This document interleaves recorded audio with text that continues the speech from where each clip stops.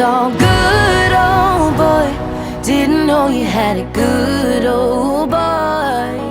It's been nice. I got to write this music, and it's been nice to get ready for it to come out. I'm so excited. It's finally here. I'm so proud of it. Can you believe that? I mean, summertime just kind of came and went so fast, and now we're into the fall. Like, it's fall time already. I know. How am I wearing this shirt? Like, what is going on? It's very fallish. I know. I'm trying to get ready for my fall festival movie for Hallmark, so I'm wearing fall clothes all of a sudden. That's what we wanted to chat to you about that, actually. Now, but first, though, are you a fan of the pumpkin spice latte? I just tried it for the first time, like, last week. I liked it, I guess, but I wasn't like, I'm not running back to get another one.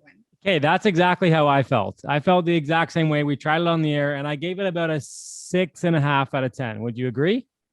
Yeah, 7 maybe. Okay. But I drink my coffee black, so I'm not a good person to ask. Or I'll drink like a sugar-free vanilla latte, but I'm not like a big sweet drinker, you know?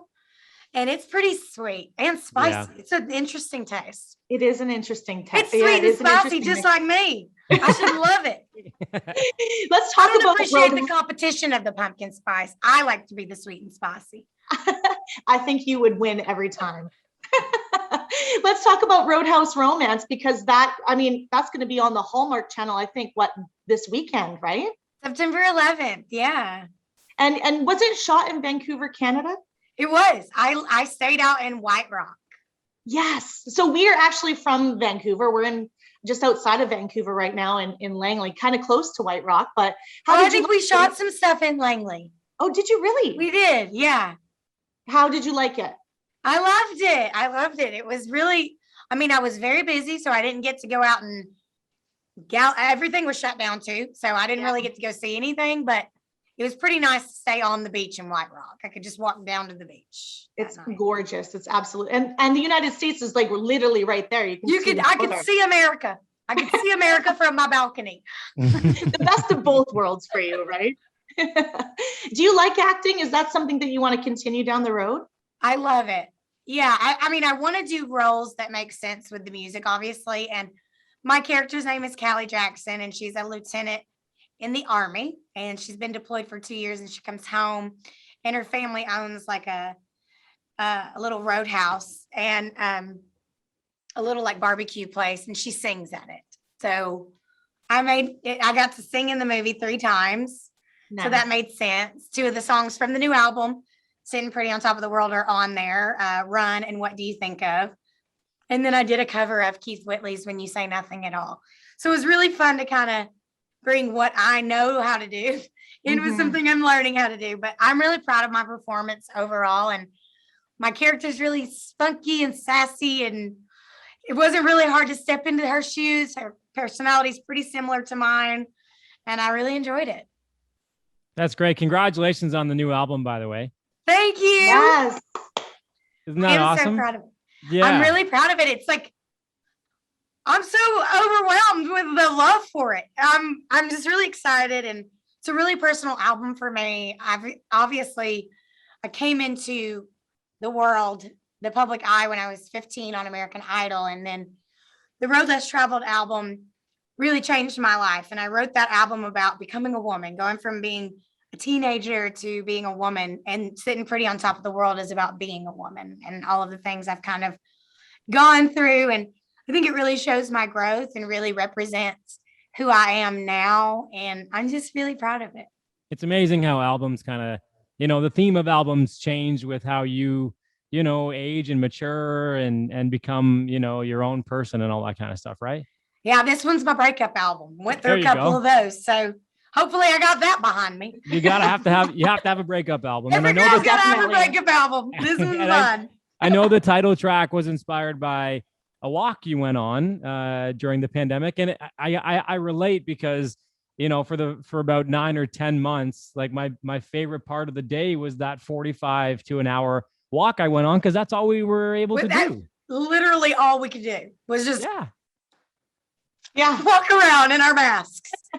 And I was really struggling like the rest of the world. And mean, I think mental health is really important to talk about and address. And I am the bubbliest, most outgoing person in the room, but I also struggle with depression. And this pandemic hit me really hard, like everyone else. And I was on a walk and I wrote down hitting rock bottom, sitting on top of the world, because people see this girl who's bubbly and the life of the party. And I also have my own personal struggles. And I went through 2 really life altering losses. And I was on Dancing with the Stars and I was on tour and I was getting #1s on the radio. And so I was celebrating all of that and celebrating like huge professional victories. And then there were some pretty significant personal, I guess, not failures, but just life-changing moments. And Sure. so navigating all of that and then being stuck in my house, having to process it, I was like, oh gosh, I got to call my therapist. And so that's what I did. And then I wrote an album about it. Well, you know what? It's great to, to have somebody of your stature be so open about depression. I mean, you're talking to 2 people that battle, their own stuff day in and day out. So it's nice to hear. I shouldn't say nice to hear, but it's comforting to hear somebody of your stature sort of go through the same stuff that we go through. Yeah, exactly. I think more people go through it than we know. And I think I also like didn't really want to share that part of myself, but then everyone else, like other artists were sharing. And I was like, well, yeah, we're all struggling. Why are we trying to pretend like we're all perfect? And these Instagram feeds are just exhausting. It's like that highlight reel is not indicative of everyday life, you know? Exactly. Yeah. So. And then when you put, you're having to perform and be on all the time. And it's always the people that are the most bubbly. I find that, it's kind of like that's on the outside, but on the inside, they're really struggling. So I think that a lot of fans and including ourselves can relate to you, which is really nice. Well, thank you. I think it's people with big personalities have big feelings, good and bad, right? Yeah. So it kind of comes with the territory. Yeah. You have a huge personality. You have huge emotions, right? And so like happiness is big, sadness is big. They're all big. And it's just learning to like process them all and figure it out. But music has healed me through a lot of that. And this album shares that process. And so it was really important for me to share these songs. And I think it's my best album yet. And it's really reacting well. So I'm proud. Yeah. Well, we do too. And speaking of a breakup song, Getting Over Him with John Party. I mean, that must have been no fun to work with him at all, right? John is one of my best friends in town. And I was actually on his album, his last album or the one before. I can't keep up with anymore, but I'm not even sure how many I've put out at this point. But that song was really cool for me to write because I got the idea from a friend of mine. I went through those 2 really big breakups, and then I was kind of seeing this new guy, and I was like, this is not gonna work out. I started like thinking, he's not for me. He's not the right one. And I was talking to my friend and I was like, this sucks. Like, I don't know how to do this. Like, I'm not good at this. Here's another strike. And she goes, well, let me tell you, if the only thing that guy did was get you over that last one, he served his purpose. And if all he did was show you that you can be attracted to someone else, then amen, sister. And I was like, hold on one second. And I wrote down my get over him guy. Now, when I was trying to write it, I was trying to write it in a way that didn't seem like I intentionally used this person to get over it, because it wasn't that way at all. And I wasn't right for him either. It was pretty mutual. We were just kind of like, yeah, this was fun, but no, it's not going to work out. And so I told the male and female perspective. And when I did, and I listened back to it, I was like, 2 words, John Party.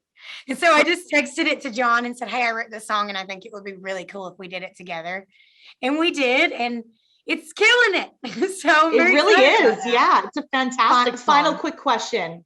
I follow you on Instagram. I love your posts because you somehow managed to slip a pun in every single post. And I actually go through your post to find that pun. So can you give us, because you're like the pun queen. So can you give us a pun right now on the spot to kind of wrap up the interview? Is this, so you're Rogers Radio? Yeah. Rogers that. So and that's Theo. That was so good. That. That's amazing. Thank you for doing Thank this. you. Congratulations on all the success, and Mhm. we'll be watching the Hallmark Channel. That's for sure. Yes. Thank you so much. Thank Bye, you for Lauren. your It was time. so great to talk to you. Thank you. Thank you. Bye. Bye.